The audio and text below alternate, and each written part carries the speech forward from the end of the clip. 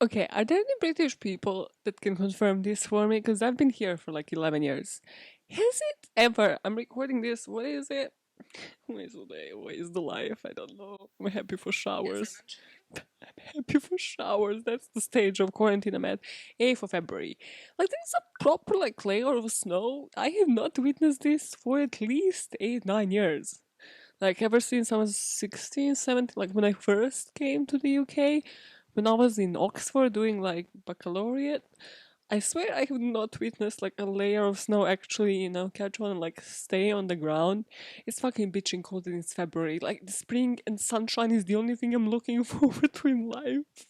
I do not like it. I like snow, but it belongs to like December, okay? January at best. The fuck is this shit? So hey, hi, welcome. This is a Minisode. It's by all means necessary. And my name is Maya. I'm at the stage of quarantine when I profusely enjoy showers, and I shower like twice a day for half an hour for no fucking reason, just to have some joy in life. I also enjoy walks, so today I will probably not because it will be like a slippery fucking slope outside. I also enjoy researching true crime and morbid cases like girls in the boxes. That's what I have been bringing you in the form of minisodes this month. The second case is equally fucked up. There is even maybe more details to this, so let's just dive in and try to make it not a full fucking episode. And I thought it would be morbid enough to start off within a box. So imagine it's December, cold as fuck, as it is right now outside, 1968. You're in the shoes of Barbara Mackle, who was inside of a wooden box. So this box was theoretically a coffin, a bit more spacious in height of a coffin so that you have more breathing air. You've been drugged, you've been chloroformed, brought into that coffin, and you know that the kidnapper, because you were kind of lucid, you know the kidnappers have taken a picture of you, which is one of those famous true crime pictures online where you're just holding a piece of paper. They can see that you're still awake, but it's very obvious you're drugged, and you're holding a piece of paper that says kidnapped. Then you realize your kidnappers have taken that piece of paper, have closed the box behind you, have put the soil over you, and have basically buried you alive. So now, once you have woken up, you find this note next to you. This is some of that note. It says, "Do not be alarmed, you are safe. You are presently inside a fiberglass reinforced plywood capsule buried beneath the ground near the house in which your kidnappers are staying." Literally, the grammar, there are no punctuations, there are no grammar, everything is in caps. "Your status will be checked approximately every 2 hours. The capsule is quite strong, you will not be able to break it open. Be advised, however, that you are beneath the water table. If you break open a seam, you would drown before we could dig you out. The capsule instrumentation contains a water-sensitive switch, which will warn us if the water enters the capsule to a dangerous degree. Your life depends on the air delivered to your chamber via the ventilation fan.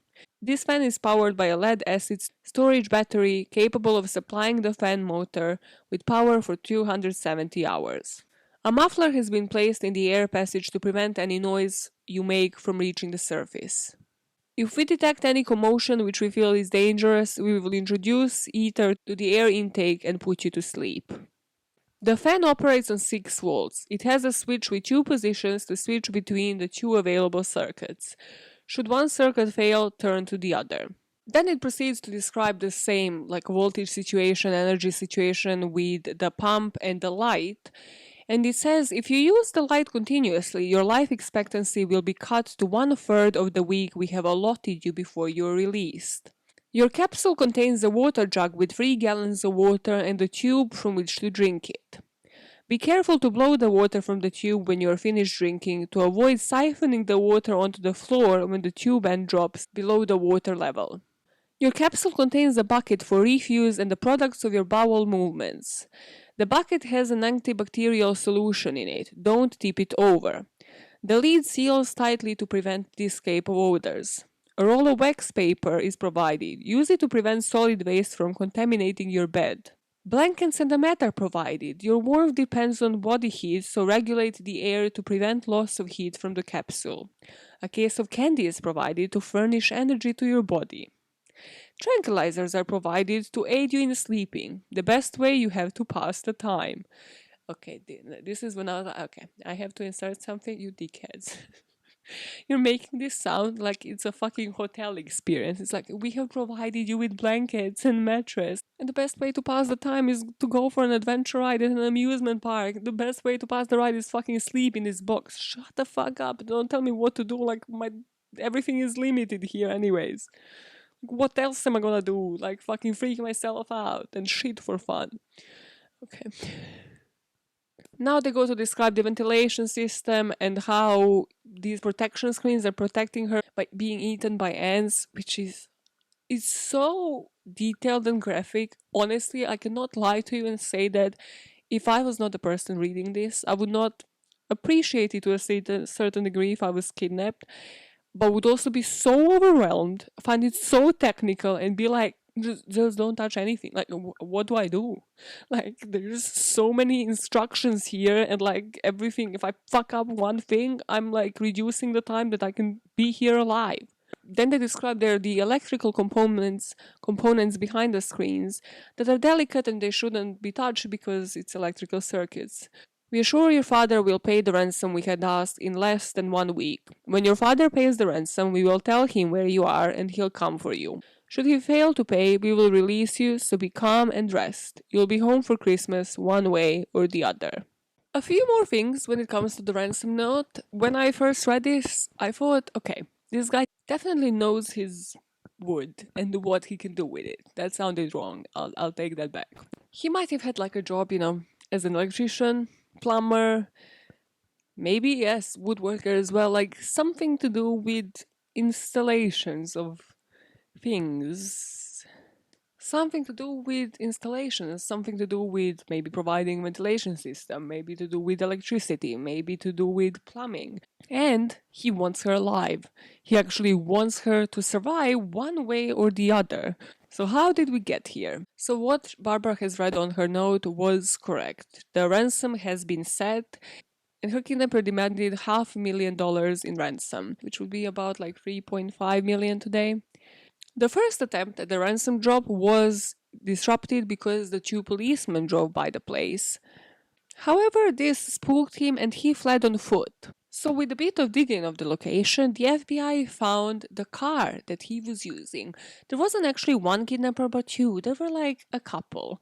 Let me know after this case if you want me to spend more time researching on the female part of that couple, because apparently she was on the FBI most wanted list and she is a character in herself.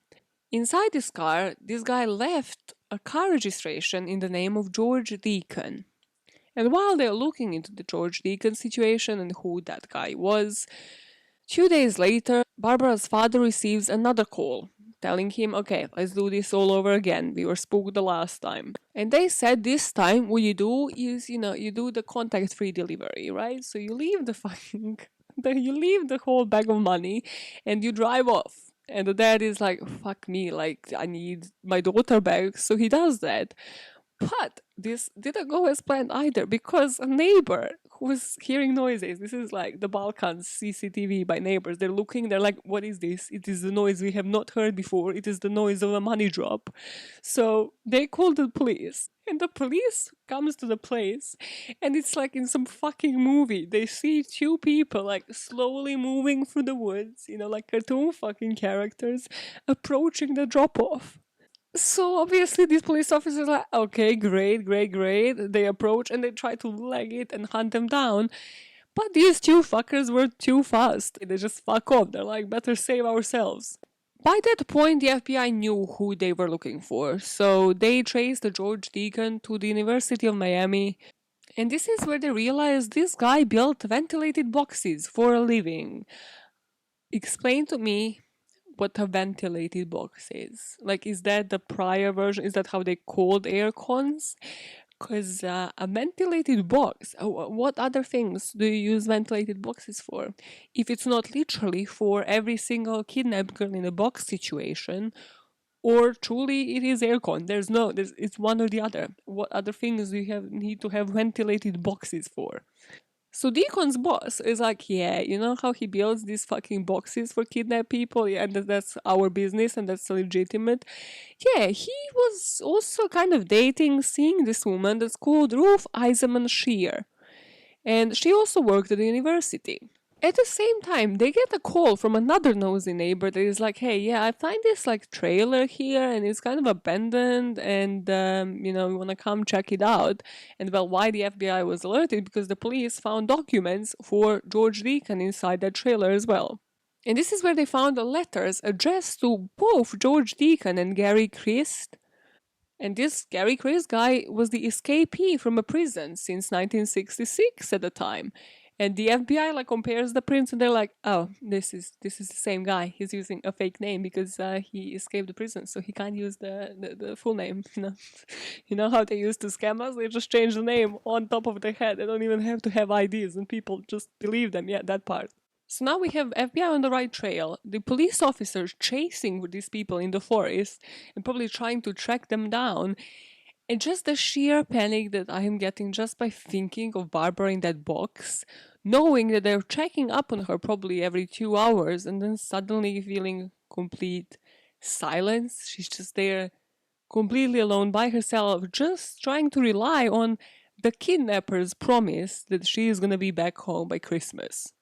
So December 20th, Chris calls the switchboard operator of the FBI and he tells them where she is. So the FBI sets base in Lawrenceville and they put 100 agents on the scene. They spread around and they try to dig the ground with their hands with anything they could find to use. And on the morning of December 20th, after being underground for 83 hours, she was located. And Barbara came out of the box. From what I read it only in one source, so I didn't like properly write it down. Barbara like literally came out of the box and she's like, it's fine, like I'm unharmed, all that. And then like because she was so happy that she was released, she told to the person that was like releasing her and taking her out of the box, like, you are the prettiest man I have ever seen. Something along those lines. And I was like, yeah, that would be me. I'd be like, oh my god, I will get dick again. That would literally be my fault. I'd be like, I can shit on the toilet again. I can get dick again. It's small things in life, okay? Jesus Christ. It's like the way you're undermining the fact that she has been 83 hours in a box, bitch. But, I mean, wherever, whenever, those would be my faults. Okay. Okay. Inappropriate levels are just there. They're there. So now in the classic Maya BAMN style, let's not tell you what actually happened, like the sentences they have gotten. Let's go back in time to the crime and the police realizing how did they actually target Barbara in the first place? How did they get to actually kidnap her? For that, we need to know a bit about Barbara Mackle's family. So these guys were filthy rich. There were three brothers, so her dad had two other brothers, and they were dominating Florida development world. So they were in construction. And by 1969, they were the owners of a $65 million empire. So her dad, Robert Mackle, was actually a millionaire who, with his two brothers, owned the company called Deltona Corporation that was one of the biggest home building companies in the US. And he was just, best buddies with the president, completely chill, relaxed. I mean, everybody's best friends with the president in their head. So, like, how many people are best friends with the new vice president right now in the US? Well, this guy was the best friend of President Richard Nixon. It says good friend, but I exaggerate. That I put in the script, while on the other side of the world, Gary exists. Please contact me at deadbampod socials or podbam@gmail.com. If you can name the child Gary in the past 5 years, I want to talk to you. I have a word. I want to have a word. I want to understand how your brain works and why does it work like that. The only way I could explain it is if Gary is all of the names in your family. Like you have Gary Senior, Gary Junior. Even then, I'm sorry, I can't. I just can't explain it unless there is insane emotional connection. No, even then, imagine you're holding a baby Gary and you're like, you disgust me. Because you should be a 50-year-old man that's kidnapping a fucking girl and putting her in a box. You disgust me. Okay, sorry, Gary's out there. So Gary Stephen Christ regarded himself as the Einstein of crime. This is when I was like, okay, I like this case. Because this is the first line that I have read before even diving in. Which, from everything that I'm going to tell you today, and from what you know already from that note that Barbara was reading inside that box, I think, yes, he was intelligent to a certain degree, and he put a lot of effort into things, but then, he could have been the Einstein, but he put it into crime, and that was the mistake part of it, because that was the legal part of it, you see. So yes, he might be the Einstein of true crime, but still the profession, the industry that he has chosen won't be very lucrative because it's illegal. You get me. You understand where I'm coming from. What I put in the script is these criminals always have more ambition than me, and this is what I put it into. I see the silver lining in everything. Like, this is why it's great. I'm not ambitious. Maybe I will be putting it into wrong things. Yeah. Yeah, tell them you get on somebody's radar, Maya. Like, your Google searches aren't fucking alarming enough. You fucking dig your own grave right now. Okay, so Einstein had a theory of relativity. Christ had criminal accomplishments that were diverse. It wasn't just one thing. Man couldn't focus on one thing.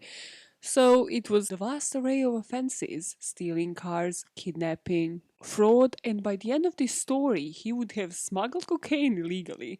How else do you smuggle cocaine legally, Maya? It's not like weed in certain countries. Coke is not. I mean, people used to sell it for a drink, so you get me. As if that wasn't enough, illegal immigrant smuggling. Already by the age of 9, he had a reputation as a thief. He would steal anything: coins, tools, and candy, even if he didn't need it. Of course, then, from coins and candy, suddenly you realize you are of legal age to drive, so you escalate to stealing cars. If this was to read as his CV, what he could put on it that would really make him stand out with all of his employees is that by the age of 18, he was incarcerated in 3 different states.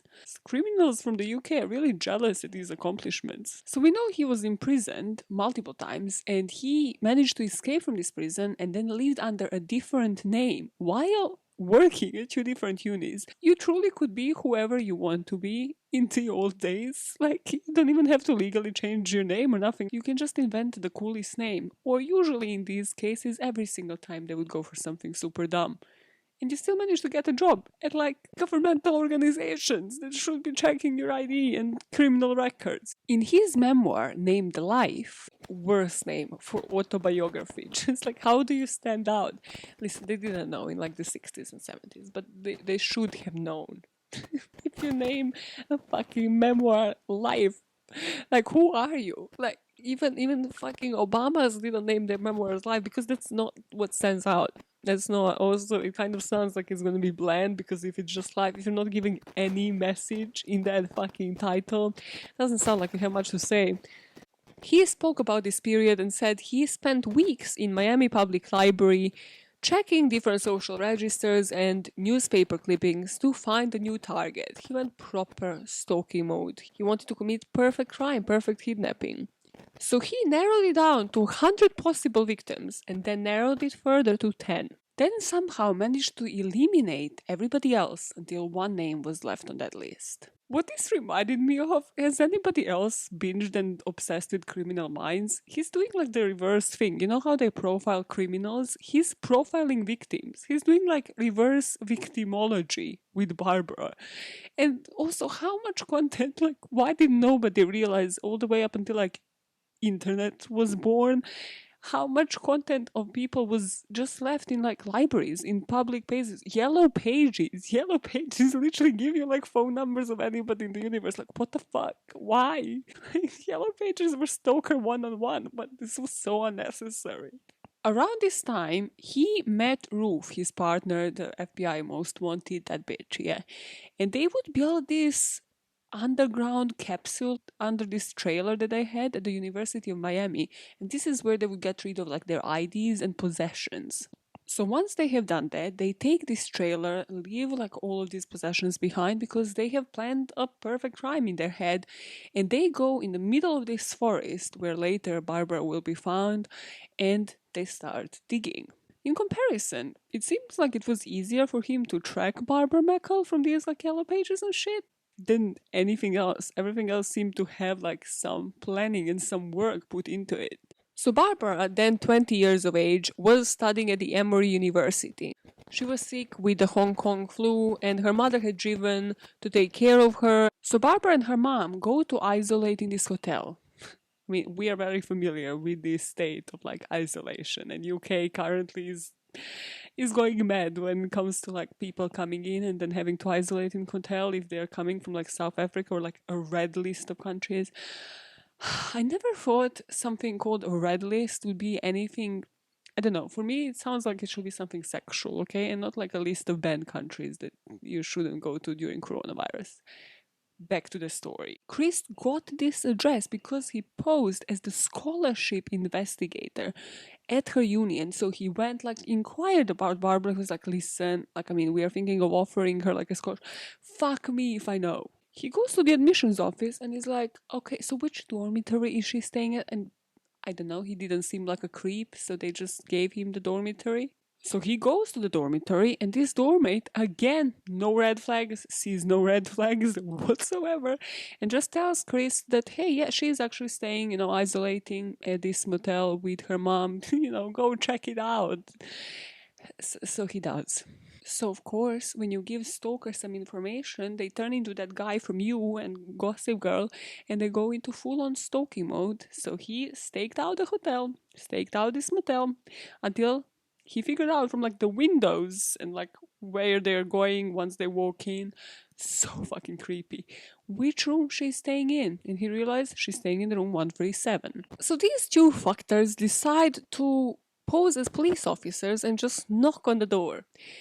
Okay, I didn't research into Ruth's life, but take one look at her, one simple glance, and tell me in all honesty that you can say that she was into men. Like you have a look at her, and then you tell me that like she digs, that she's into dicks. No, you don't get that vibe, do you? Because I did not. That haircut in itself just does not give me that vibe. He gives me a vibe of a cult leader. So yeah, those two fuckers, now that I have described them, are at the door of this motel. And the mother, Jane, opens the door and they tell her like they're the police officers and they need to inform Barbara that her good friend Stuart Woodward has been in a car accident. Like this is the degree to which they stalked this poor girl, that they knew the names of the people surrounding her as well. So the two of them obviously break in. One of them knocks her mom out, and then the other one takes Barbara and knocks her out with chloroform. And this is when they bring her into the forest, into the location and the contraption that they have already made. This box was located 20 miles from her home and it was buried 2 feet underground. This is when Chris took a photograph of her lying down with the handwritten note like in her arms, reading kidnapped. And that is to be used as ransom note, as a proof of life. And then they shoveled 2 feet of mud on top of the box and buried her alive. And she is gonna remain there for the next 3 days. This is when they rang the Mackle's home and they told them that, the demand is $500,000, but they had 2 additional demands. So the ransom is to be put in a single suitcase and the father was to come alone. If he agreed to the terms, he was to put a classified ad in the Miami Herald. The ad was to read, "Loved one, please come home. We will pay all expenses and meet you anywhere at any time." This is when he's getting off on it. Nobody's gonna read this and be like, expenses is actually ransom. And he's probably getting off on it, buying these newspapers, be like, yeah, he did it. You get it because his partner isn't actually into dicks. She's probably haunting me from the dead issue. Maybe she's still alive. Hey Ruth, how you doing, girl? Did you finally discover you were lesbian just from the one glance that I had at you? Listen, if you haven't, maybe there's still time. Maybe you're dead. I'm not looking you up, girl. While the ransom handover is getting arranged, Barbara, she recalled these moments in her book, 83 Hours Till Dawn. The sound of the dirt got farther and farther away. Finally, I couldn't hear anything above. I screamed for a long time after that. Because of that note, like it kind of gave her hope that she will be back home for Christmas. So she survived by staying in that state of mind, thinking about enjoying Christmas with her family once again. When it comes to these kidnappings, I put myself like, I'm fascinating. I listened to everything that Parcast had on that episode, Hostage. I'm fascinated by any case of, yeah, girl in the box, anything to do with hostage situations, because I just want to know how I would survive and what did other people do to deal with it. So yeah, I'm just interested in like survivors, hostage stories. It's fascination. It's not healthy. So for me personally, reading this, obviously because my imagination goes wild, and I'm thinking like, what would I do? And at least, you know, the first thing that I mentioned when it came to girl in the box, I was like, where is she pissing and shitting? Like, she doesn't go to the toilet enough times during the day. So here I'm like, okay, at least she has like some contraption. I don't understand how or where, but at least, you know, she's like relieving herself. For me, in this particular case, would be everything. Yes, because you're confined, you're like, you know, muscular atrophy, you're in a fucking box. But you wouldn't even be going to sleep because you have so many drugs surrounding you. It would be the part when you get up and you realize you are stuck in a box. Yeah, that would be the part that would be like, okay, I'm still here. Christmas is coming. Somebody gotta do something. So we are picking up in the aftermath of all of it. Barbara has been saved and she's gonna go on and write a book and live her best life. So by the daybreak on the next day, Chris covered actually more than 100 miles. He basically found an escape. Obviously, he had an escape plan and he took a boat. However, because this guy is finally, his luck is fucking running out because, hey, if you move on from car thefts to kidnappings, to both thefts, yeah, maybe, you know, stay in your niche, like stay in your zone, become an expert in something. That's where you're not really the Einstein of crime. He was like really an expert in his subject, and you just don't know how to get out of the boat situation now, idiot. So this guy at like these, I don't know what's it called, let's call it boat customs, you know, where they check your papers, got suspicious because Chris didn't have like any registration paperwork. However, he still like lets him through, but then he's like had that gut feeling that like something was wrong here. It didn't seem like this guy was really familiar with this boat, the area, anything. And he radios back to the locks and learns that there was, yeah, the guy with the same story at the other stop as well. He calls the authorities and he's like, I might have your man. Like, I know you are on the hunt. Like, I've heard it on the radio. You're on the hunt for this guy named Chris. Like, it might be him. So the authorities sent a helicopter, the armada of police boats. And this fucking guy was like, this is like some prison break shit, because this guy was like, no, full on action, movie shit. I don't know how there are not movies made on this. I haven't seen like any.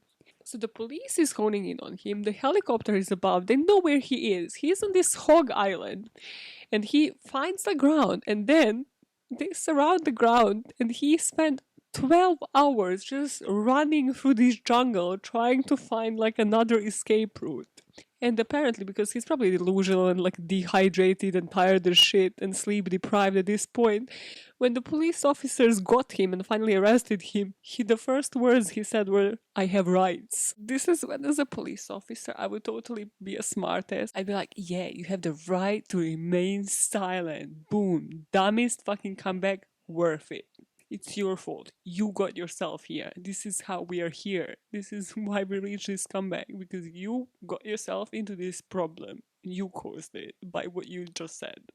And they managed to find 17,000 in his pockets and another 480,000 on the boat. And as for Ruth, of course, she was smarter than this. She did not follow through. I don't know what her escape route was. But she was arrested in Oklahoma months later. Literally, they put all the focus on this guy, and Ruth was like, yeah, fucking bitch. I'm gonna go get some pussy. She served 4 years in prison and was then deported to Honduras, which was apparently her home country. And she was the first woman of the FBI's 10 most wanted list. Now that they have Chris in custody, he said he was looking for a rich, tough-minded female. Just as I said, he is profiling a victim in this case. Like, you did not study this. You're a small criminal from the early age. What are you doing? Like, what kind of reverse psychology is this that you're like, no, she will withstand it. She will survive. And by her surviving, I'm increasing my chances of freedom. Every fucking episode, I'm like, why didn't you put this much effort into actually something smart? Like, why? It's like such a waste of effort. But what I'm also thinking about is he didn't just go for like hundreds and hundreds of names. He probably saw the name, the last name rang a bell, and he realized like, oh, this is actually a famous person in construction. Like this guy's best buds with the president. I'm gonna kidnap his daughter because the chances of me getting a ransom from a rich family are a lot better than me just kidnapping somebody else on that list of 100 people. I don't even think this was some elaborate deduction where he was like going name by name and actually investigating this. I don't think this took him like more than 10 minutes. Prosecutors were actually arguing for the death penalty. But Barbara, because she's a better person than all of us can ever be, decided she shouldn't get death penalty because he eventually did call the police and the FBI and told them where she was, saving her life. Again, better person that I will fucking ever be. In prison, he's the type of guy that you would probably hate with a passion if you were his like cellmate, because he's playing it like playing all good, being a model prisoner, just planning how to suck up to the probation officers. So of course it worked for the parole board, and this chairman, James T. Morris, noted that in the recommendation letter for Chris, that he was a leader, he was teaching inmates how to care for themselves, how to read and write, he was changing the motherfucking world. So not just that he didn't serve his life sentence, he served only 10 years and then was given a pardon. He was given a pardon so that he could attend medical school, because that's logical. You graduate from one thing to the next. And he did. He went to medical school in Grenada and Dominica. So I'm kind of thinking it's probably like some easier course, maybe like private schools or something. And he got his medical degree. But then obviously when he returned to like the US state of Alabama rejected him. However, Indiana Medical Licensing Board approved him in December 2001. And that's because they didn't prevent convicted felons from getting a medical license. I don't know. I don't know, fuckers. I'm all for rehab. I'm all for giving second chances and for letting them go back into the society. But a medical degree, it's a bit, is pushing it a bit. He remained on indefinite probation and had to appear before the board every 6 months. So I guess they were checking up on him. And he was also required to submit a psychiatric evaluation and not to prescribe certain drugs. However, of course, 2006, it didn't take him long. He was practicing this for 5 years, fuck knows how sketchily. He gets arrested on a sailboat. He's like, listen, boats were my life. Like, I discovered this during a kidnapping experience that I've had. And my employers thought my fucking CV was wild. Look at this guy. He was arrested off the coast of Alabama with 14 kilograms of coke. That is reportedly worth 1 million. Where did this guy get into coke business? He got 5 years for this and was released in November 2010. It doesn't end there. No. No, he just is a career criminal and is very happy to proceed doing that. In 2012, he left the country without permission because he was still on his probation, and he sailed to Cuba in South America on his sailboat. Again, just take boats away from him. So the judge sentenced him to 40 months imprisonment. And after that, you kind of lose his trail. I don't know what. I suspect that he has probably gotten himself into other shit, but I don't have what this guy has done after 2012. The latest I could find is that he is now free and apparently hasn't been in prison since. Although I wouldn't know. Before I end this, I have to read you two things. One is to let you know what Barbara is up to, but second is to read you a paragraph out of Chris' book from 1972.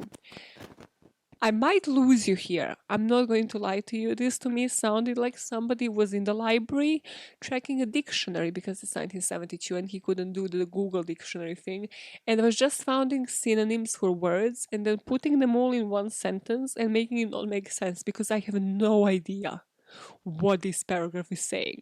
But hey, Chris, from his book, Life, the Man Who Kidnapped Barbara Jane Mackle, this is how he identifies. This is his selling point. It's a kidnapper book, okay? This is what it's about.